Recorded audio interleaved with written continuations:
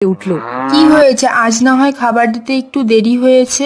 আমার বয়স হয়েছে, আমি বুড়ি হয়েছি, তোরা বোঝার চেষ্টা কর। করে ডাকছিল। অনুকার বান্ধবী বলল, কি রে, গরুর আওয়াজ কোথা থেকে আসছে? আরে এটা গ্রাম, শহর নয়, এখানে গরু ছাগলের আওয়াজ আসবে না তো ডিজের আওয়াজ আসবে।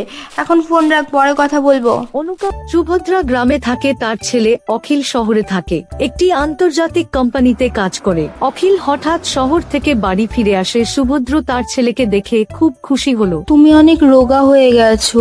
আরে তুমি কি ঠিক মতো খাওয়া দাওয়া করো না? না অফিসের লোকেরা তোমাকে দিয়ে বেশি কাজ করায়? মা, আমি কোথায় রোগা হয়ে গেছি? মায়ের চোখে ছেলেকে সবসময় রোগাই দেখে। তোমাকে তো বলাই বেকার, তুমি হাত মুখ ধুয়ে আসো, আমি রুটি আর ঘুগনি নিয়ে আসছি। কথা বলে সুভদ্রা রান্না ঘরের দিকে যায়। অখিল তার মায়ের হাত ধরে সোফাতে বসাই। মা, খাবার দাবার থাক, তোমার সাথে অনেক কথা আছে। ছেলের কথা শুনে সুভদ্রা অবাক হয়ে গেল আর বড় চোখ করে বলে উঠল, কি বিয়ের কথা বলবে? দাঁড়াও, তোমাকে কি দেখায়। এই বলে টেবিল থেকে অনেকগুলো ফটো দেখালো আর বলল, কোনটা পছন্দ? মেয়েগুলো ভালো লেখাপড়া জানে। মাকে মনের কথা খুলে বলে, আরে বাহ, তুমি মেয়ে পছন্দ করে রেখেছো। মেয়ের নাম কি, বাড়ি কোথায়, কি করে? মা, একসাথে এতগুলো প্রশ্ন! এ কথা বলে অখিল পকেট থেকে মোবাইল বের করে গ্যালারি থেকে অনুকার ফটো বের করে সুভদ্রাকে দেখায়। সুভদ্রা ফটো দেখে খুশি হয়। বাবা, খুব সুন্দর আমার বৌমা, আমি খুব খুশি। অখিল আর অনুকার বিয়ে হয়। সুভদ্রা ডালা নিয়ে আরতি করতে থাকে। অনুকা বিরক্ত বোধ করছে। অনুকা শহরে মেয়ে, তাই বলল, শাশুমা, আজকাল এসব কেউ করেন নাকি? মডার্ন যুগ। কেন করতে নেই? সবাই তো করে, তুমি যে ঘরের লক্ষ্মী। এ কথা শুনে অনুকা মুখ ভারী করে। অখিল তাই যে অনুকা কিছুদিন বাড়িতে থাক, কারণ কোম্পানির কাজের জন্য বাইরে যেতে হবে। অনুকা বলল, আচ্ছা ঠিক আছে, তাড়াতাড়ি বাড়ি ফিরে এসো, তা না হলে একা একা খুব খারাপ লাগবে।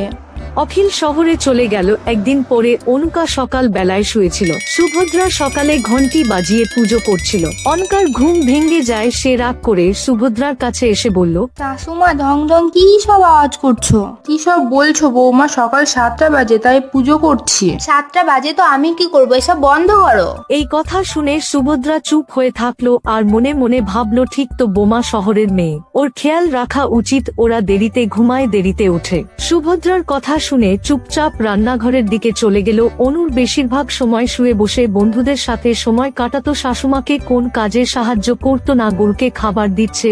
এমন সময় গরুটি চিৎকার করে উঠল। কি হয়েছে? আজ না হয় খাবার দিতে একটু দেরি হয়েছে। আমার বয়স হয়েছে, আমি বুড়ি হয়েছি, তোরা বোঝার চেষ্টা কর। ওদিকে আবার অনুকা তার বান্ধবীর সাথে ফোনে কথা বলছিল। এমন সময় গরু চিৎকার করে ডাকছিল। অনুকার বান্ধবী বলল, কি রে, গরুর আওয়াজ কোথা থেকে আসছে? আরে এটা গ্রাম, শহর নয়, এখানে গরু ছাগলের আওয়াজ আসবে না তো ডিজের আওয়াজ আসবে।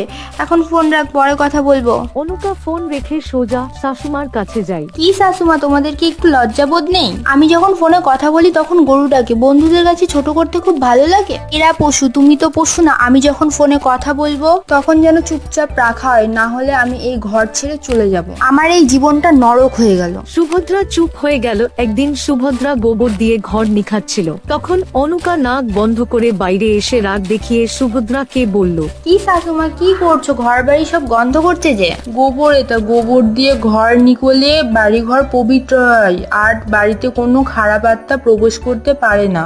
আমার গোবর টোবর চাই না। আমি যখন বাড়ি ছেড়ে চলে যাব তখন গোবর লাগিও বেশি করে। অখিল আমাকে কোথায় ছেড়ে গেল, আমার আর এক মুহূর্ত থাকতে মন চাইছে না। সুভদ্রা অনুকার কথায় কিছু মনে করত না, কারণ তাকে খুব ভালোবাসতো। কয়েকদিন পরে, বৌমা, আজ তোমাকে কিছু লোক দেখতে আসবে।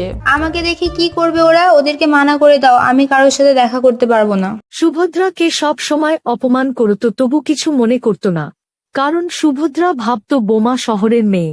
একদিন সুভদ্রা জ্বর, সারাদিন বিছানায় শুয়েছিল। অনুকা শাশুমার দিকে কোন খেয়াল ছিল না। ঘরের ছাদে গিয়ে তার বন্ধুদের সাথে ফোনে কথা বলতে বলতে পা পিছলে পড়ে যায়। বৌমার চিৎকার শুনে সুভদ্রা ছুটে এসে দেখে মাথা ফেটে রক্তাক্ত হয়ে পড়ে আছে। সুভদ্রা কি করবে ভেবে পাচ্ছিল না। গ্রাম থেকে হসপিটাল 4 কিলোমিটার দূর। সুভদ্রা গরুর গাড়িতে করে বৌমাকে হসপিটালে নিয়ে গেল। অনুকা বেহুশ দেখে ডাক্তার ভর্তি করে নিয়ে অপারেশন করে সুভদ্রা দিনরাত সেবা যত্ন করে জ্ঞান ফিরে আসে। সুভদ্রকে দেখে অনুকা কান্না করে। মা, তোমাকে কত কিছু বলেছি, কত অপমান করেছি, আমাকে ক্ষমা করে দিও। তোমার কথাতে আমি কিছু মনে করিনি, কারণ তুমি যে আমার ঘরের লক্ষ্মী। গরুর গাড়ি করে হসপিটালে নিয়ে এসেছি, ওরা না থাকলে আজ যে কি হতো। অনুকা হসপিটালের বাইরে এসে গরু দুটোর মাথায় হাত বুলাই আর ক্ষমা চাই। অনুকা আগের থেকে ভালো হয়ে যায়, গ্রাম ও শাশুমাকে ভালোবাসতে লাগে।